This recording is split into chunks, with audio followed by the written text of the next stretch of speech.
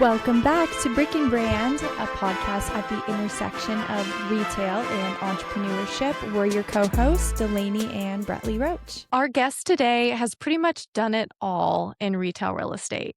She was in-house at CAVA, and she helped spearhead and fuel Jersey Mike's growth all along the West Coast. And now she owns her very own real estate company, Pulse Real Estate Strategies. So needless to say, she knows a thing or two about growth, and she knows a lot about how to think like a retailer. Also, just as important, she's done it all with an incredible sense of fashion. Very jealous of her. I don't know how she pulls it all together. So without further ado, Natalie Pebbles, welcome to Brick and Brand. Thank you. I love that intro. Thank you so much. I'm so flattered. I could not intro you fairly without commenting on your incredible sense of fashion. Yes, truly sets you apart. I love that. I love that people think that. My closet has been all black for like 20 years. There's definitely some white in there, but when I decided to branch out on my own, I contacted a stylist. Or I get really stressed about packing, and I was constantly on the road. I don't know if I started when I was on my own or when I went to CAVA, but a lot of malls do this. They have a free personal stylist program. So you can spend 2 hours with a personal stylist, personal shopper. So she's now a good friend of mine, my friend Shiloh. We went to like Zara and Aritzia to start off. It's not anything expensive. And she just shopped with me and made it fun. And since then, I've been able to kind of pick out my own things. And sometimes I'll call her and sometimes I'll try to do it on my own. I love that. You posted on Instagram a while back. I thought this was so interesting, but I'm paraphrasing, but it was something along the lines of like the power of cleaning out your closet and kind of reinventing your style and your fashion and getting rid of some of those older pieces. I'm guilty of just holding on to stuff and just, eventually in 5 years from now, I may want to wear that. So I don't want to throw it away. But it is so therapeutic to kind of phase out, get rid of stuff. And as you're evolving and changing, let your style do the same. And having someone to kind of guide you in that process is a really good idea. Yeah, exactly. And I have an organizer that I work with too. If I'm like getting stuck in like holding on to things that, bringing in help is my biggest recommendation for people, especially as women. I think we're always doing so much, but I like hire help for everything now. And they're all my friends. They're like, I've got great relationships with them, and it's just fun to kind of like bounce things. But like an organizer or a stylist will be like, girl, like get rid of that. You're not in your 20s anymore. Like I had to hit a reality check of like, you also don't still fit in that. So to take away the mental space it takes to figure out I'm going on a work trip. This is just so relatable. What will look good? I don't know all the functions I'm going to be at. Just knowing that everything's ready, I have it picked out, I'm going to look great in it. That takes so much pressure off, and you can focus on what you actually need to focus on, which is your work or whatever you're doing on the trip. Yeah. So I love that. My outfits on the road, it's literally a black t-shirt from Amazon and like a really comfortable black blazer. And then the bottoms are some sort of black pant, but some sort of black. But with the quick trips, I just rinse and repeat. Wait, I have a question. Do you love black, or is it just because it's simpler? Both. I think I've grown a love for black. I started I worked at a beauty supply store in high school, went to private school, so we had uniforms. But then my work life, I was buying my own wardrobe for most of it. So it was just easy to start with black. And then I was a makeup artist for a little while, and like that's an all black industry too.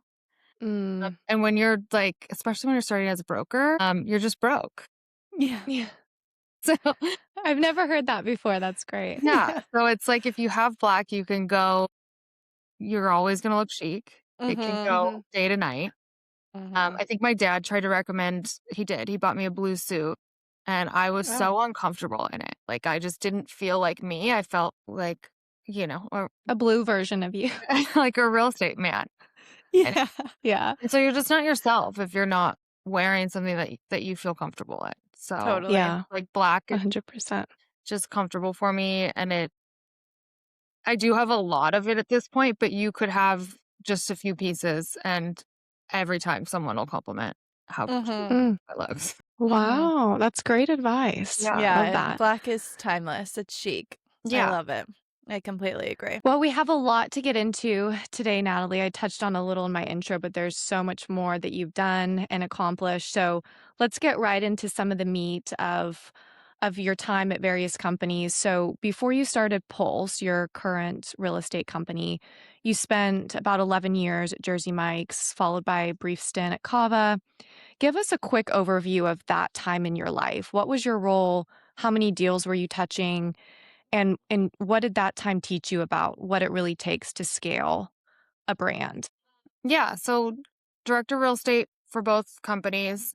Jersey Mike's was a long stint and CAVA was short and sweet, but touched probably 700 deals. And it was like pretty fast moving.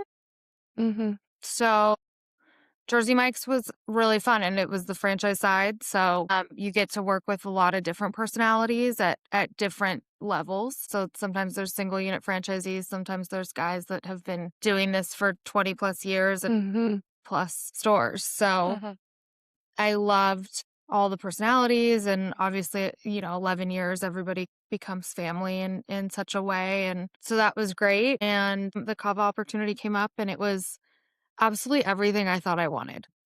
Mm. CDO was amazing.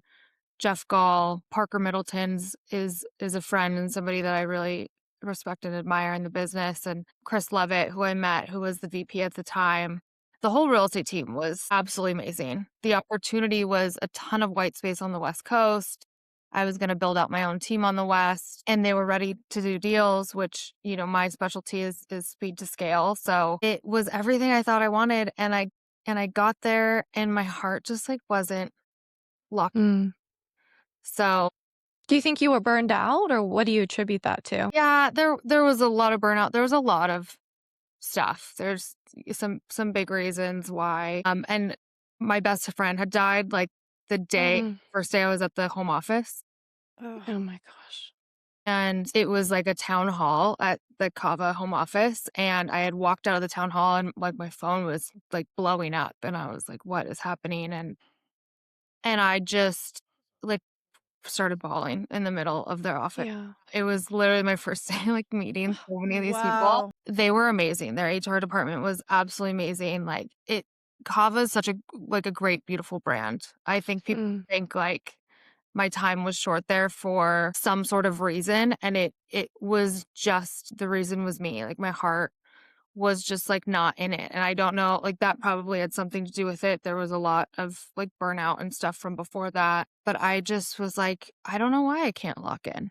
I'm like so heart-led in everything that I do. I'm so passionate about real estate. Why am I not feeling it? And so I decided to pretty much unplug and just go within and take some time. And then Pulse came out of that. I want to hear a little bit about your sabbatical. Was that right after you left? That was right after you left CAVA. How Yep. long was that? What did that look like? It was like 4 to 6 months. It just Okay. kind of depends because I definitely started working on some stuff as I was coming out of it, but it was a full, true unplug when I first started. So my phone was on D&D for like at least 3 months. And it was a lot of like self work. It was a lot of like mirror work, a lot of reading. I did like, I'm pretty like woo woo these days. So I did like a spiritual. Me too. Yeah. So like a lot of, that's where the meditation practice started. So a lot of work, a lot of like, who am I? What am I? Where am I?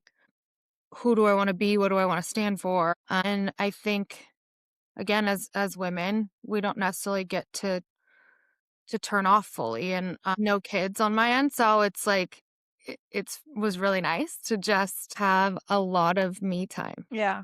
I think that's really powerful that you took the initiative to create space for yourself and take the time that you needed and then come back a stronger, more empowered version of yourself.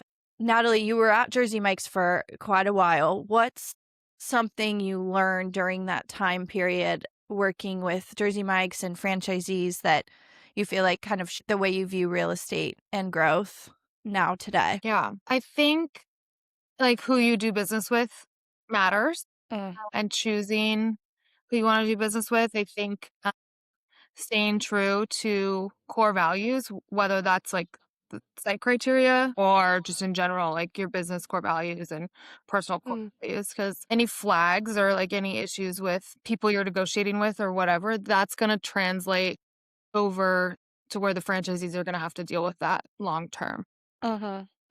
Might, those minor flags might become major flags later on, and they might be financially detrimental, So I think if you have an inkling about someone that it might not be a good deal, you're probably spot on. But I think who you do business with matters, and the values that you want to create and stand for matter, and stay true to that, because that'll be what gives you longevity, and gives your clients longevity more so than just trying to get deals done. That's such a great perspective. And it's one I think that's unique to being in-house. As brokers, we're not going with the franchisee necessarily through their whole 5-10 year experience. So it's more important for you, who's going to be dealing with those issues that come up, to really be picking up on, is this landlord maybe shady? Is there something about this deal that isn't going to work? And thinking not just I need to hit my quota on deals, but thinking 5 years, 7 years forward into this could become a huge issue. I think that's really great advice. So one thing I want to touch on, there's so many brands that say they want to grow, right? Everybody, for the most part, wants to grow, wants to scale, wants to be a Jersey Mike's maybe someday or a CAVA. What do you think needs to be in place at any given brand, regardless whether it's F&B or entertainment, in order for a company to even think about growth? I think, Is there a few fundamentals? yeah, I think you have to know who you are and what you actually want. So is massive growth, is that like a Jersey Mike's or like a Doghouse, where you want growth, like huge growth in a short amount of time? Or do you want like your brand to come with a specific identity that really is going to be tied to that real estate, that might be a little slower, maybe a little more strategic? So I think knowing who you are and what you actually want, because I think, in real estate, we always say there's no such thing as a perfect site. But it's also like there's no such thing as a perfect strategy or like a one size fits all. So Good point. yeah, so I think it's just having that clarity ahead of time is what's going to map out the long-term plan best. Yeah. It also can be a short-term plan. You can say like, hey, I just want to try out this really quick rollout of, top tier, what have you, within this certain environment, and like see how that goes and then play with it from there. I think that's okay too. But knowing what it is that you want before you start mapping. Yeah. You've now worked on both sides, obviously, an in-house real estate director, and now you have your own third-party advisory company. What are some of the pros and cons, and which do you think is harder? What do you prefer? Well, and I was a broker when I first. And a broker. So the only thing I haven't done is the landlord side. I think like it shouldn't be hard. Like it should be fun. Life should be fun. Work should be fun. So I think if it's hard, you're not aligned, or you're doing something wrong. Yeah. And not that there's not hard days or hard negotiations or hard concepts within whatever you're working on, but it shouldn't feel like you're fighting something, right? It should flow. Yeah. I say like flow, not force. And I think it's okay to change, obviously. Like I loved what I was doing so much when I was in-house, but I also loved when I was a broker. So I think it can change, and like don't be afraid to evolve, don't be afraid to explore, don't be afraid to jump ship. Yeah, it's so valid that as you change and grow as a person and grow older and have more experiences, you may change what you want to do. And we love brokerage right now, but there may be a day when it's like, no, I think I'd rather be in-house or have a different pace and rhythm to my life. So being aware of that and being able to pivot, I think, is so crucial. So Natalie, what's a mistake you see in brands that try and grow too quickly? So let's say they do have a clear vision, but they want to just accelerate their growth, whether it's through franchise sales or corporately. Is there a few mistakes that you have seen certain brands make? And you don't necessarily have to give names, or you can, but what are some warning flags I think with rapid growth? franchise sales is a big one. Like, don't Mhm. be so desperate that you're just taking in Yeah. every prospect, especially if they're not aligned culturally. Because Yeah. Mhm. every brand has their own unique culture. So making sure that they're a right personal fit for the brand and for leadership. Mm. On the real estate end, I've seen this so many times, and it helps me grab real estate because I can spot it pretty clearly and see like who's going to fail, but not watching your occupancy cost. And it seems like a no-brainer for Mhm. us probably, but I've seen so many brands where they want to grab that real estate and they're not actually watching the numbers. So read Yeah. math, watch the numbers. That's the big one. Yeah.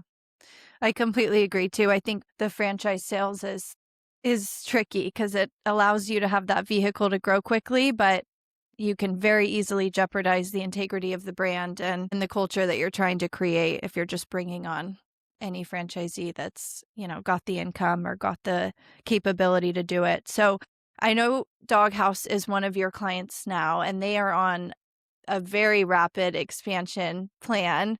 Remind me how many stores in how many years they're trying to do? We want to do 300 stores as fast as we can. Yay. It it's been printed in 3 years, but I think realistically in the next like 3 to 5. That's awesome. I Yeah. believe in you 100%. Thank Um, you. you got your work cut out for you. Yeah, it'll be a big team effort, but Yeah. it's going to be a lot of fun. What are some characteristics when you're bringing on a new client like Doghouse or helping a new brand successfully expand into markets? What are some characteristics that you look for that make you feel confident that that brand has the capability to expand and at It's the such a people. rapid Well, it's rate? for sure the people. I love the leadership at Doghouse. They're absolutely the new president, the new COO. Like, I told them I'd follow them anywhere just because Mm. what they touch, they Mm. will absolutely turn to gold. So I think that's a big one.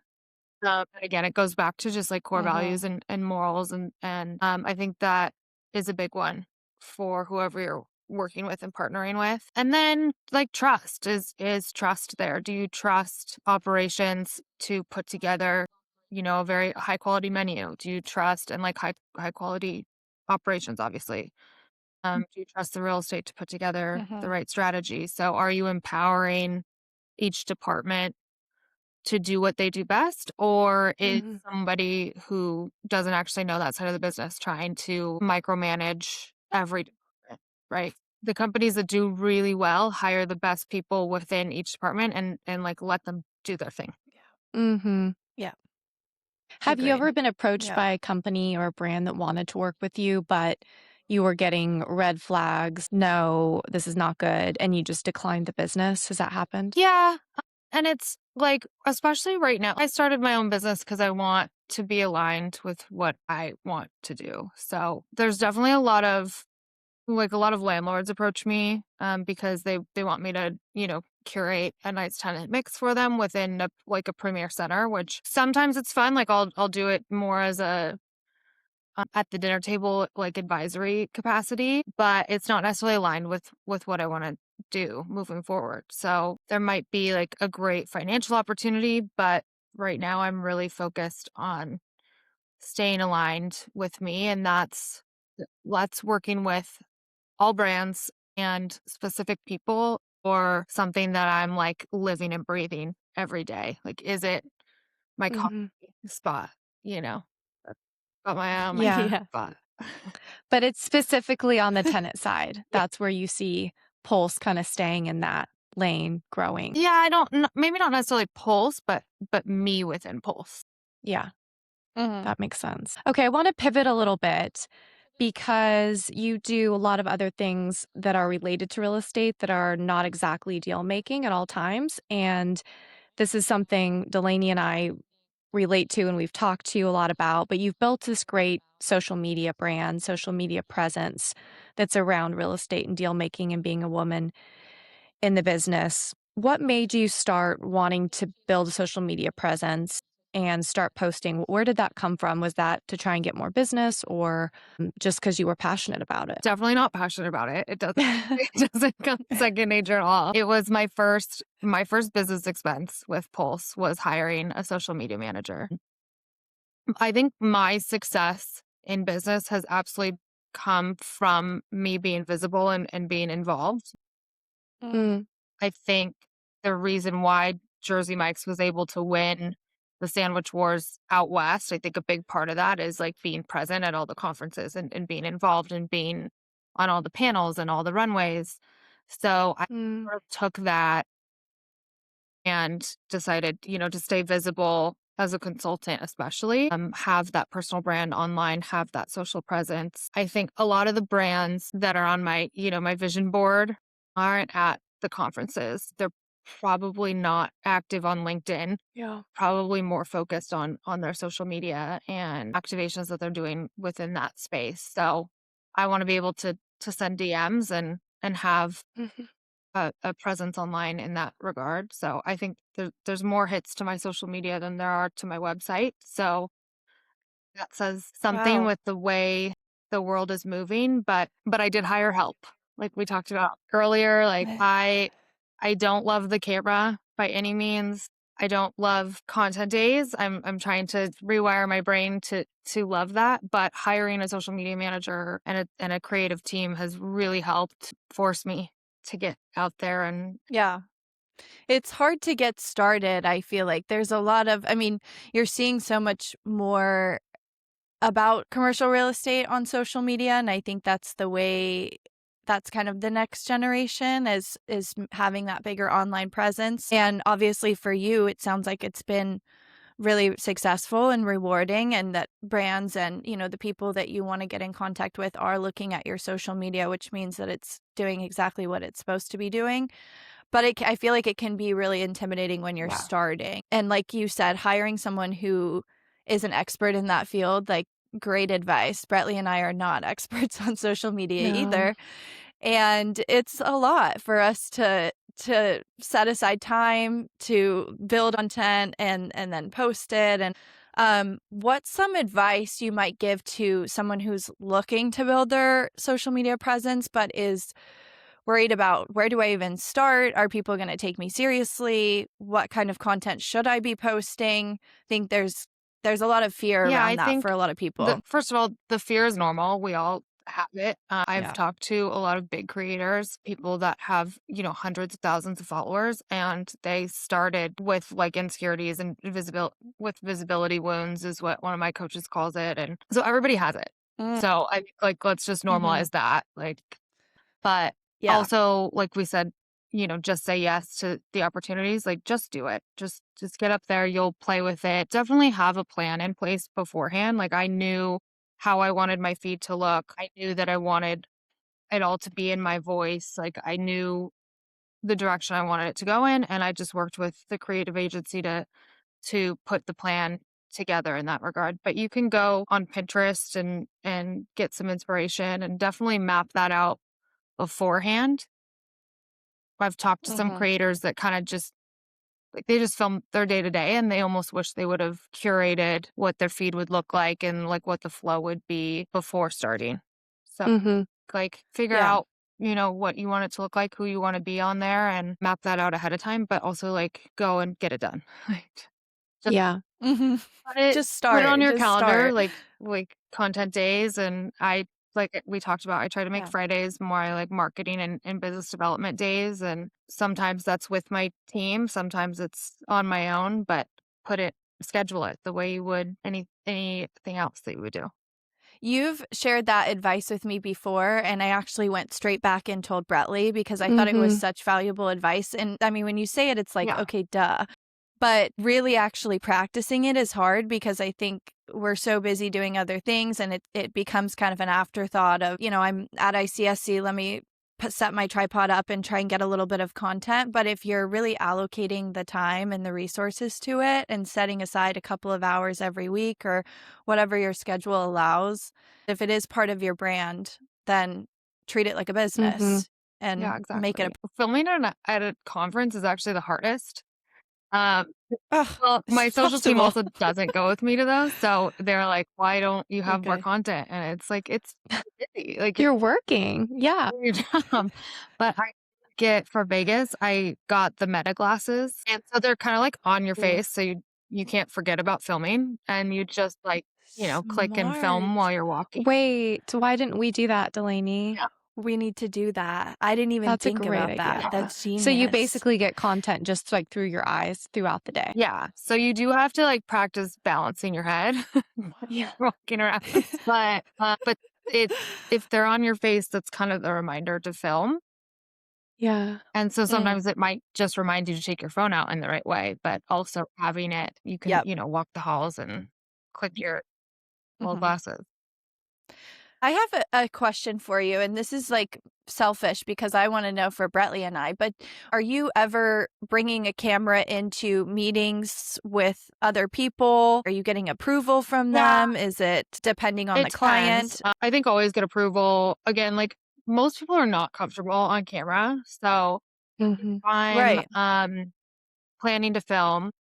A lot of times it'll be with my brokers. So you give them a heads up days before. So again, like if they want their outfit to look a certain way, girls, we've got all sorts of prep. So I'll definitely give them a heads up of like, I'm planning to film. Can we come early and do some stuff? Like make sure there's time allotted in the day and you're not slowing anything down. Yeah. Mm-hmm.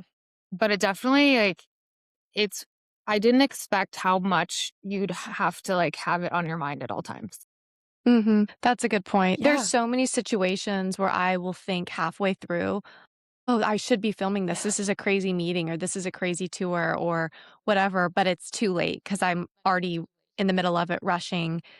And that's where you wish you could just have your camera with you. You need to have it with you basically at all times and have it, like you said, on the top of your mind because you just forget. Yeah. Now I have a Mm-hmm. tech bag. It's like the Stony Clover bag that says tech, which is great because that just makes it obvious what it is. But I'll have Love like it. my tripod in it, my little Octo Buddy. ICSC gave us like little mics and ring lights. So I just like have the bag that Aw. fits. It's just like in my purse at all times. So that also helps. Like, get That's really all like smart. invest in all the tools and just, have it there. One thing I'm curious about, Yeah. I think a lot of people who are not super comfortable on social media, and I'm more like you, Natalie, I'm not as comfortable posting. I've had to get more comfortable. Delaney's pushed me to post more, but I think there's a fear of obviously what will people think because it is going out to all of your colleagues. And I worry more about like colleagues and professional Yeah. peers than I do friends because your friends love you regardless. But have you ever gotten any hate online or has anyone ever sent you rude DMs? Because that's, I think, a real fear is are people going to think this is stupid? Because everyone has their own opinion Yeah. about things. Or has everyone been supportive of what you're doing? I think everyone's supportive to your base, but like, Yeah. what are they, Yeah. doing behind your back? But who cares? That's not your Yeah. business anyway. Yeah. And Yeah. the pieces that I really love are my Pebbles Pulse pieces that are the graphic slides. So, like, first of all, I love to make those because it forces you to sit down. Like, I'll write Saturday mornings, and I feel like that's when I'm most creative. Hmm. And I sit and I free write just whatever's top of mind. A lot of times it comes off of like a hurdle that I had with work that month or the weeks before. And then I get to research, what's going on in the business, stuff that I might not necessarily be touching, but like what's going to apply to the masses. And then you obviously work with AI through it, but try to keep it in your voice as much as possible. But if you're afraid of getting on camera, I say start with that because Yeah. Mm-hmm. that's an offline behind the camera thing. You can play with it as much as you want. And then you just do the graphics. I have my girls help me a lot with that, but Canva's great. AI does a lot of it really Mm-hmm. well now too. So it's getting easier and easier, but start with something where you might not necessarily need to be on camera or like voice. Sure. Like Yeah. I love voiceovers where I'm not like surprised by the camera in my face. I get to like record myself, which again is probably something that I'll write out and then Mm-hmm. voiceover. So much good advice. I think you would like the voiceovers, Yeah. Bradley. We need to do I think a so too. little I like talking more than I like workshop being on on that. camera, typically. I like writing Yeah. more than any of it, but Yeah. and then talking then on camera. Yeah, it's just a lot. Yeah. This is so great. So the point 100%. is, if you're listening, just start by doing something. You don't have to jump right into vlogging or podcasting, but start by getting your brand out there and hire help or ask people if you need it. So, Natalie, what is something you think people assume about being a young woman in retail real estate that maybe is not true? I think that first of all, I think the industry's come such a long way. It's so beautiful to see. Like in the career that I've had, it's already come such a long way. Mm-hmm. Mm-hmm. My very first ICSC event, I was, I think, 20. I was still in college, hadn't gotten my real estate job yet, but who's the head of a very popular and big brokerage firm said to me, "You're lucky your dad's in the business because no one would ever hire you." What? Because my wife wouldn't allow it. So it was, first of all, disgusting. Nice. Disgusting. Yeah. Completely inappropriate. He was what, 50s, 60s. I was 20, like, and just starting out. And that was my first event in the business. And so that's enough to, I think, knock any woman off their feet. But Yeah. I, Yeah. so I came in like really knowing what I was up against is I think Mm-hmm. Yeah. the message of that. I almost like changed my last name because I was like, I'm gonna do this without my dad's help Yeah. influence. So I applied for a brokerage job off Craigslist where I wasn't, necessarily known. So, but I Mhm. like that made me think like, do I want to be Nathan Stone instead of Natalie Pebbles when I apply for things and see how that allows me to Wow. break in. And that's where the industry was at the time. And now it's like, it's so fun to see so many young women coming in and so many young women like dressing how they want.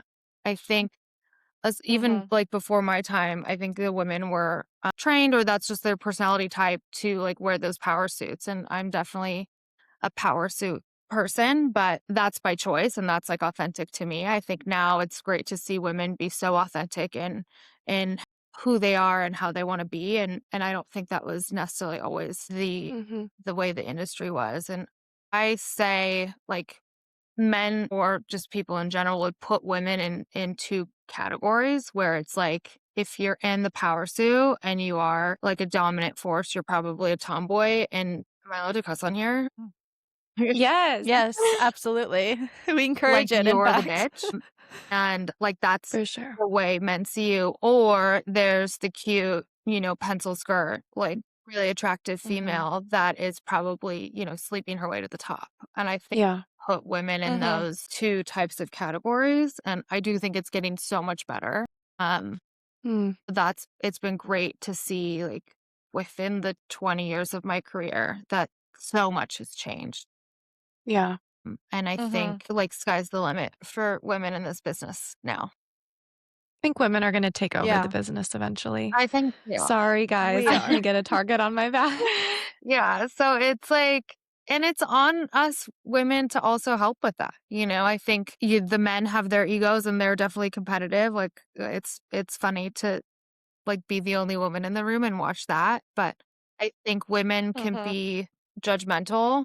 And I think a lot of women are also like, they're insecure. So they're more like protective or there's an air sometimes of women not being as Defensive welcoming or as yeah. the men are. But I've noticed that too, that sometimes women are more unfriendly to me than men are. And at the beginning of my career, it was really disappointing. I was shocked that that was the case yeah, because you just assume all the women have your back when that's 100% not true. So I agree also that as women, we have to kind of lead the way of we're not going to compare and compete. We're going to just Yeah. support each other. yeah, And there's enough business for everybody. for sure. And Yeah. it's so I mean I work really hard with young women in the business, just making sure they feel welcomed and also protecting them in a way because there are still the girls have a list of who to kind of stay Yep. away from and who to be careful with. And Can I get that list? yeah. Yeah. I'll pay you for it. I'm kidding. So I think it's our duty as women who have gone through certain things in the business to make sure that the younger generation doesn't have to go through that. And that's something I'm hugely, hugely passionate about, and we'll have a bigger voice in the future for sure. I can tell that you're passionate about that, and that's one of many things, but that really inspires me. And I think it's just incredible that you're leading the charge in a way and inspiring people and reminding women that they deserve to be in the room and that we don't have to take bullshit like that from people. And it boils my blood to hear that story. Like, nothing makes me more angry than men thinking they're hot shit and putting down women. Or it's out there. Like, it's not hard to find. Those guys still exist, but we're changing that. And it's exciting to see the next generation of young real estate professionals identifying that, and especially young women, and being confident enough to go, no, like, we don't need to be a man in a suit with wood-soled shoes to deserve to be in the room. I think, like, authentic, it's with everything, with your social, with how you dress, with the clients that you're going after. Like, make sure it's true to you, because that's where you're really going to succeed. And you don't have to fit that, old white guy blue suit mold. Right. anymore. This has been amazing. Natalie, to kind of wrap it up here, I want to ask you about Pulse Real Estate. What do you see in the next 10 years, 5 to 10 years? Where do you see the business going, and what are you trying to build? I love this question. I want Pulse to be a known name. I definitely want to build a team. I want to build a team of strong, like-minded, but independent individuals that want it. I hate red tape. I hate micromanaging. I love, like, empowering. So I want to encourage people to chase their dreams and do it under the Pulse umbrella. And so that's where we talked about, is it just brands? Probably not, because I would love some strong, landlord specific people. So I'd love to build that, but I'm also really big on impact, on giving back. I love mentoring. I love coaching. So I think I would love for Pulse to be known in that way too, and how we give back to the industry and to the community. So building something that is successful enough to allow for that, but that'll be a big part of Pulse going forward too. Love it. I'm so excited to watch all your growth, Natalie. You're just such a beautiful person. And Thank you. every time I talk to you, I learn something new about you that makes me even more obsessed with you. So I have no doubt that you're going to scale, Pulse, grow it, whatever you want for it, you'll be able to accomplish it. And especially leading with that heart of wanting to give back and to serve, and that authenticity that you exude, that just changes the game. So we're going to always be in your corner cheering you on. Same. It's been so great to watch you girls, like, grow this, and just getting to know you through our socials. Yeah. It's been so fun. And I'm, like, so honored to be here and sitting on this podcast. Thank you so much. Brettley said it so well. We're obsessed with you, and Brick and Brand will always be a huge supporter of Natalie and Pulse Real Estate. I have no doubt you're going to do incredible things and continue to grow. Thank you so much for being on today and just sharing your incredible advice with us and fashion tips, and you're a force in the business. So I'm proud to be chatting with you. Thank you. Thank you. I can't believe I'm known for my fashion. That's still one of many things. Things. That's what she took from all of that. Yeah, what a compliment. I can't wait to list. And thank you everyone for listening. We will see you next week on Breaking